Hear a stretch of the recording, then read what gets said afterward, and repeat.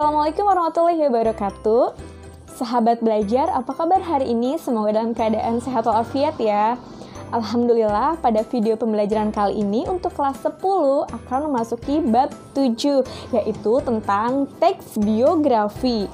Nah, sebelum kita lanjut ke materi, ada yang tahu tidak sih apa perbedaan antara teks biografi dengan teks autobiografi? Nah, jika teks biografi adalah riwayat hidup atau kisah perjalanan hidup seseorang yang ditulis oleh orang lain. Sedangkan teks autobiografi adalah kisah atau riwayat hidup yang ditulis oleh diri sendiri. Ini bisa dalam bentuk buku atau tulisan ya. Nah, untuk lebih jelasnya lagi, yuk kita simak penjelasan berikut.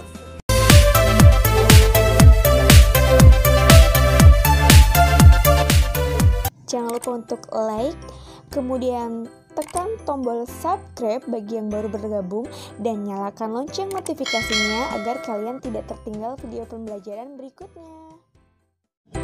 Mengenal biografi melalui tokoh. Kata biografi berasal dari bahasa Yunani, yaitu bios dan graphein. Bios artinya hidup, sedangkan graphein artinya tulis.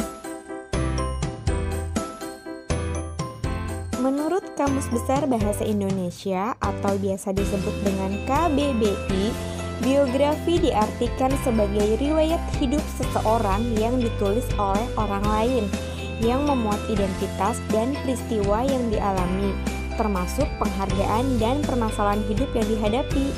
Pada umumnya, biografi menampilkan tokoh-tokoh terkenal, orang sukses, atau orang yang telah berperan besar dalam suatu hal yang menyangkut kehidupan banyak orang. Sedangkan perbedaan biografi dengan autobiografi adalah autobiografi merupakan kisah perjalanan atau riwayat hidup seseorang yang ditulis oleh dirinya sendiri. Tujuan teks biografi pertama yaitu memperkaya wawasan dan dapat dijadikan teladan agar bisa menjalani kehidupan dengan baik. Yang kedua, memberikan edukasi atau pendidikan terkait berbagai sisi dari seorang tokoh biografi. Ciri-ciri teks biografi. 1. Isi teks biografi menceritakan kisah atau perjalanan hidup seorang tokoh. 2. Menggunakan beberapa unsur kebahasaan seperti konjungsi, kata rujukan, kata kerja, waktu, aktivitas, dan tempat. 3. Teks biografi dapat disajikan dalam bentuk fiksi maupun non-fiksi. 4. Teks biografi disajikan mengikuti pola tertentu yang didasarkan pada alur cerita, khususnya alur maju, sudut pandang, penceritaan, gaya penulisan, fokus penceritaan, dan penggunaan bahasa. Kemudian ciri yang kelima, paragraf dalam teks biografi dikembangkan secara deskriptif dan naratif. 6. Teks biografi disusun mengikuti struktur seperti orientasi, kejadian atau peristiwa penting, dan reorientasi. 7. Karakter tokoh dalam teks biografi dapat digambarkan baik secara langsung maupun secara tidak langsung. Dan ciri yang 8 adalah pola pengembangan teks biografi bersifat kronologis atau sesuai dengan urutan. Struktur pembangun teks biografi terdiri atas 3 bagian. Yang pertama, orientasi atau setting. Yang kedua, kejadian atau peristiwa penting. Dan yang terakhir, reorientasi. Yang dimaksud dengan orientasi atau setting berisi gambaran awal tentang tokoh secara umum. Dengan kata lain, orientasi ini berisi informasi mengenai latar belakang kisah ataupun peristiwa yang akan diceritakan dari sang tokoh. Kemudian, kejadian atau peristiwa penting merupakan rangkaian peristiwa yang disusun secara kronologis menurut urutan waktu, meliputi kejadian-kejadian yang dialami oleh sang tokoh.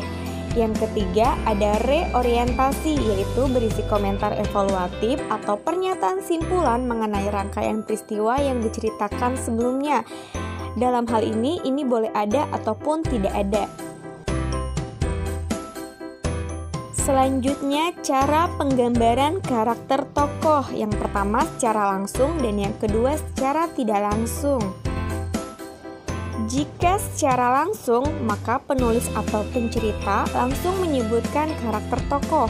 Sedangkan jika secara tidak langsung, akan melalui dialog antar tokoh dengan tokoh lain dan apa yang dilakukan oleh tokoh lain.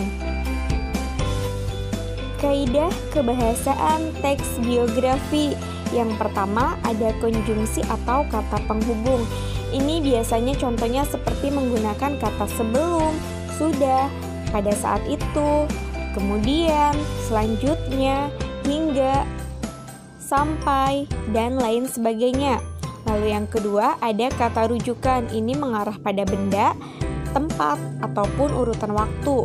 Yang ketiga ada pronomina atau kata ganti orang ketiga, tunggal. Misalnya ia, dia, atau beliau. Yang keempat ada kata adjektiva, yaitu kata sifat. Misalnya rajin, ulet, jenius, dan lain-lain.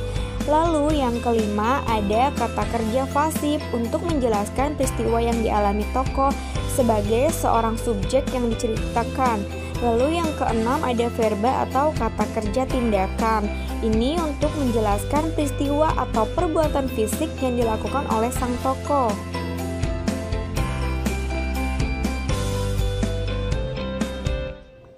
Dalam hal ini, kata kerja terbagi menjadi dua bagian, yaitu kata kerja dasar dan kata kerja berimbuhan. Kata kerja berimbuhan dibagi lagi menjadi tiga bagian, ada prefix, infix, dan suffix. Nah, berikut adalah penjelasannya. Kata kerja berimbuhan prefix merupakan kata kerja berimbuhan pada awalan.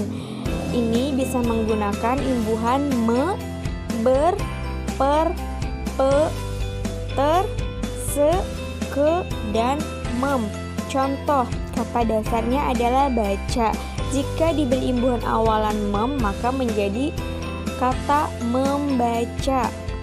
Lalu yang kedua ada kata kerja berimbuhan infix. Ini berada di tengah-tengah, yaitu contohnya l, r, m, in, dan a. Contohnya kata kerja dasarnya luhur diberi imbuhan tengah l, jadinya membentuk kata leluhur. Selanjutnya yang ketiga ada kata kerja berimbuhan suffix.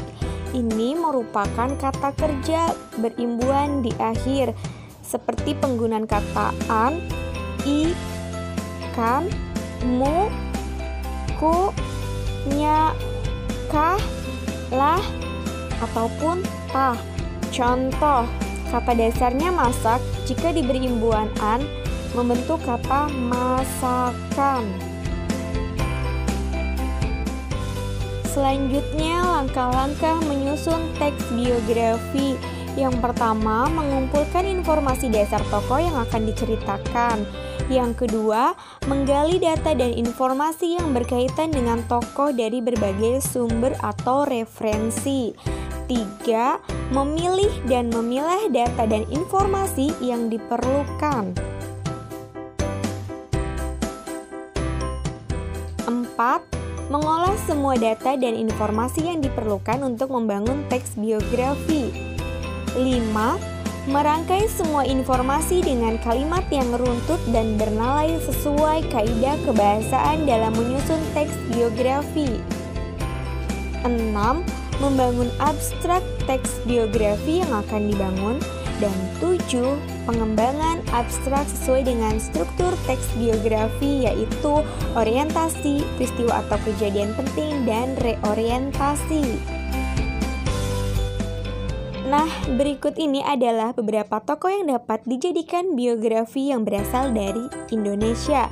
Yang pertama ada Insinyur Soekarno, B.J. Habibie, Ki Hajar Dewantara, kemudian Jenderal Sudirman, Ki Haji Agus Salim, Raden Ajeng Kartini, Muhammad Hatta, Cut Nyadin, dan Sultan Maulana Hasanuddin.